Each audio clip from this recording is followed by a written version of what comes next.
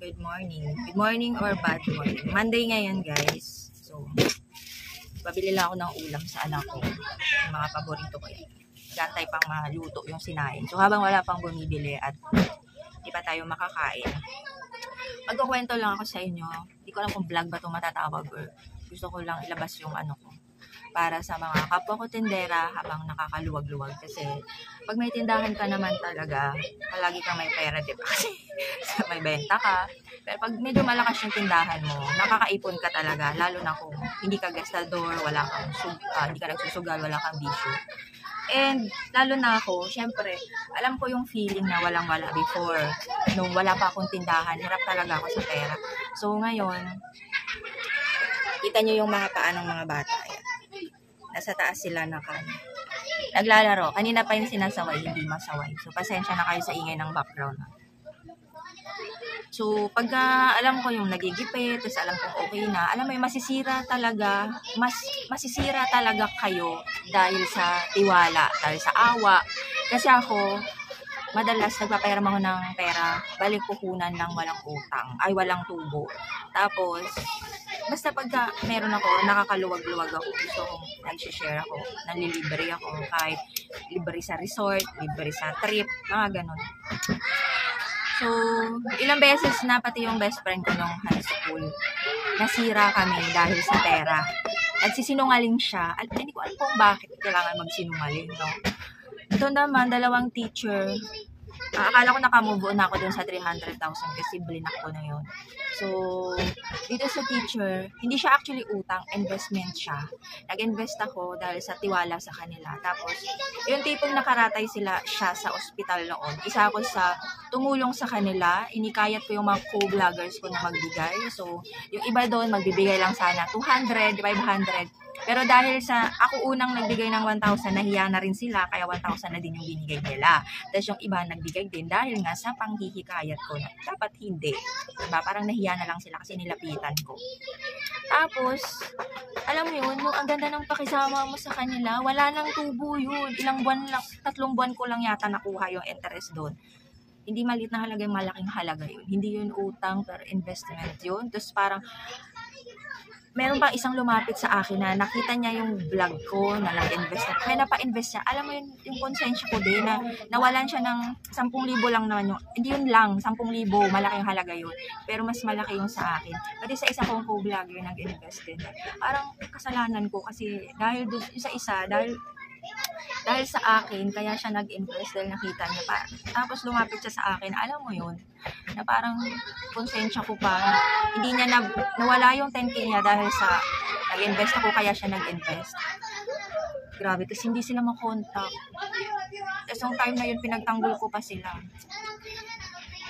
Tapos, grabe. Dami nasisira sa pera, no? Yung pera ko, pumayag ako na mag 5K lang. Wala namang tubo, hindi natutubo yun. Kahit sinabi nila magbayad, hindi nga mabalik yung kapital ko eh. Ano bang meron sa pera? Bakit? Ay, nako. Ako, dito mo malalaman na hindi talaga pare-pares yung tao. No? Minsan ko na isinumpa na hindi na talaga ako magpapautang. Pero dahil nga sa parang feeling mo ikaw na yung last chance niya, nakakapagbigay naman ako. Pero yun nga, pag may time din na nagigipit ako, kailangan ko din mabalik yung pera ko. Pero hindi ko na makuha. Alam mo yun, na-instant na sana, tinulong ko na lang dun sa kamag-anak ko. Kasi kamag-anak ko, ang hirap din eh. Di naman kami mayaman, wala nga ako sariling bahay na may titulo. Nasa squatters area kami. Diba? Tapos may mangutang sa'yo, nasa may maayos na bahay. Gusto ko na ilabas yung ko, diba? Parang, bakit? Bakit wala kang utang na loob ng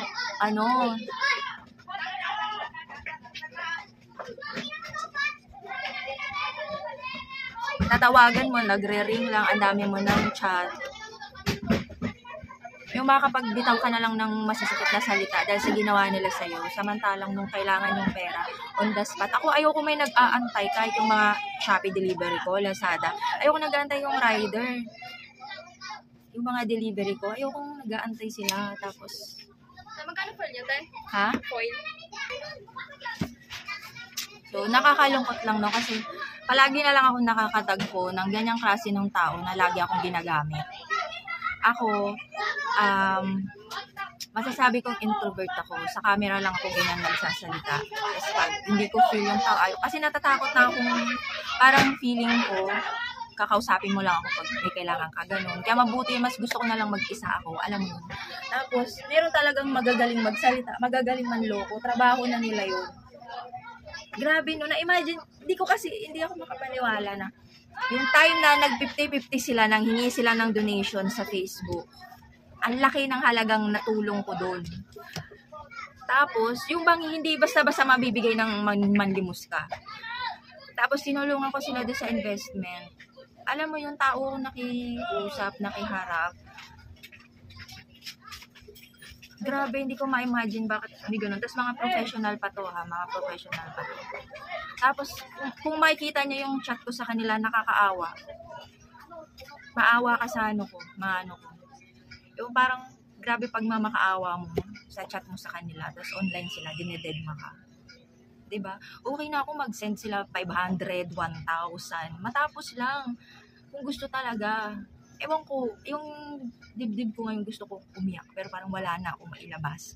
Puro na lang sama ng loob talaga. Puro na lang sama ng loob. Naramdaman ko kasi wala silang utang na loob eh. Naturoy ngang mga professional. Naawa ko sa sarili ko habang nagbabackread ako, nagmamakaawa ko sa kanila.